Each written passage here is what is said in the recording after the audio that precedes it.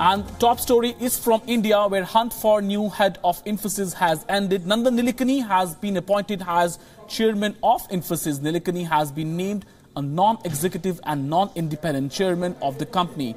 The return of Nilekani, who co-founded Infosys and left the company to head the Aadhaar project, should soothe the nerves of company's largest investors who were spooked following CEO Vishal Sikka's resignation on 18th of August. So this is the biggest news from India currently. Nandan Nilekani has returned to Infosys, and almost entire board has been dissolved also.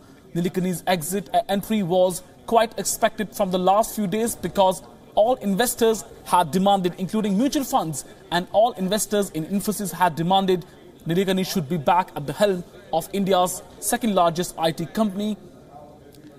The overall issues were denting Infosys' profitability and market cap.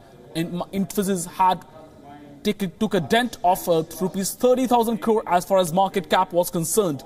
So this was quite, we can say that, in the coming, because nobody could have come a better person than Nandan Nilekani.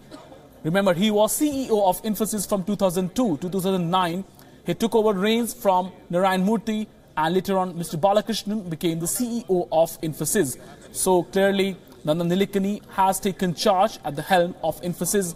He has come at a time when Infosys is going through, or we can say that, many obstacles across the globe. First being H-1B visa issue that has to be solved greatly across the IT sector that is facing visa issues globally, especially in the US.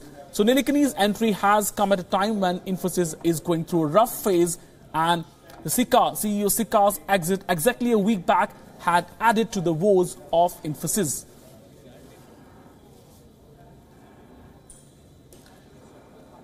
So Nilekani is back at the helm of Infosys. Yesterday, even there were speculations that somebody else could come, but Nilekani late night confirmed that he is back at Infosys. Meanwhile, Seshasai, chairman, has resigned. Along with him, Vice Chairman Ravi Venkatesan has also resigned, and other board members have also resigned. And CEO Vishal Sikka, former CEO, who was made Executive Vice Chairman, he has also resigned from his posts. And latest news says that Vishal Sikka could go to Hewlett Packard as CTO, Chief Technology Officer. While during the tenure of Nandan Nilekani, Infosys market cap zoomed by around 300%. The share price also zoomed by 300%.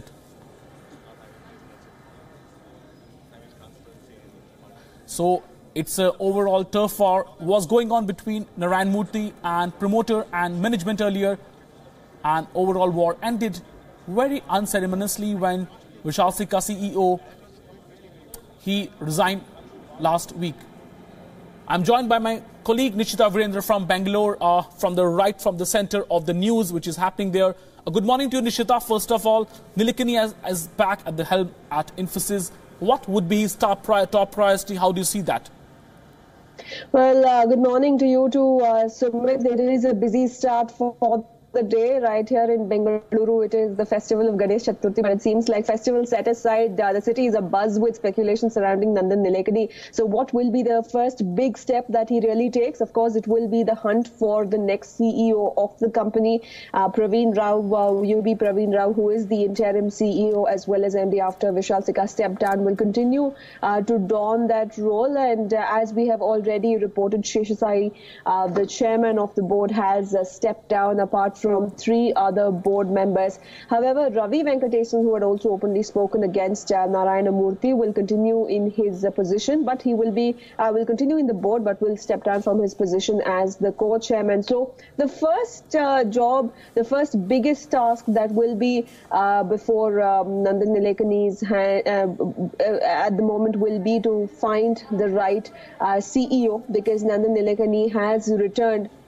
with what is being stated as a 2-year term, although several investors are eager to make it a 5-year term, because there is a lot of faith that they have associated with the Nandan Nilekani. His performance in the past has been outstanding, and he's known as someone who has technologically kept himself abreast over the years and is the most capable hand who will be able to bring both the board as well as the founders on the same platform. So having said that, the other two issues, in fact, that could be brought into focus is Infosys has been in this constant conundrum whether they should be still focused on the traditional back-end labor-driven services, or two, whether they should focus largely on digital automation. Vishal Sikka was someone who strongly pushed for digital automation, and several credit him for making Infosys relevant in today's changing IT atmosphere.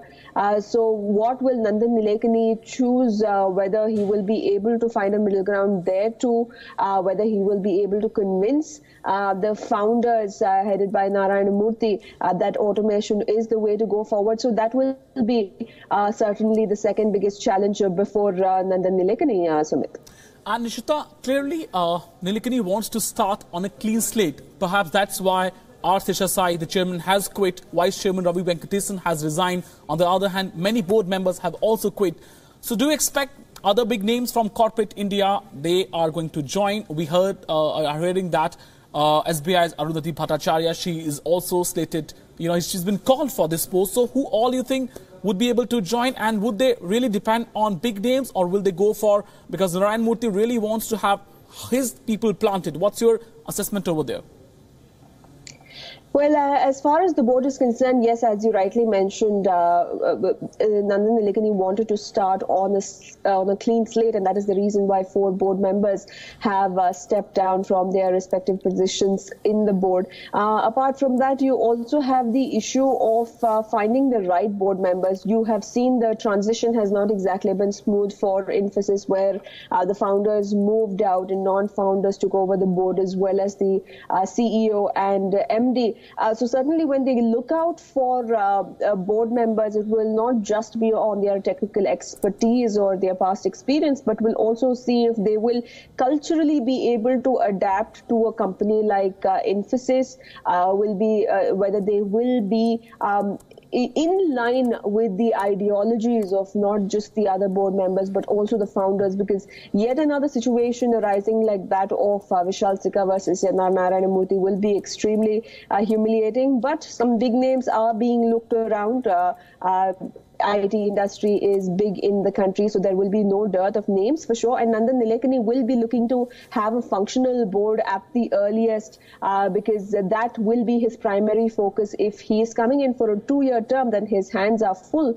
Finding a CEO could take time. Last time, it took a considerable amount of time, which even warranted the return of Narayana Murthy as the chairman of the company. So Nandan Nilekani now taking over, first the CEO, having a functional board, and thirdly, to decide the path on which the company will be heading forward, whether it is labor-driven or automation.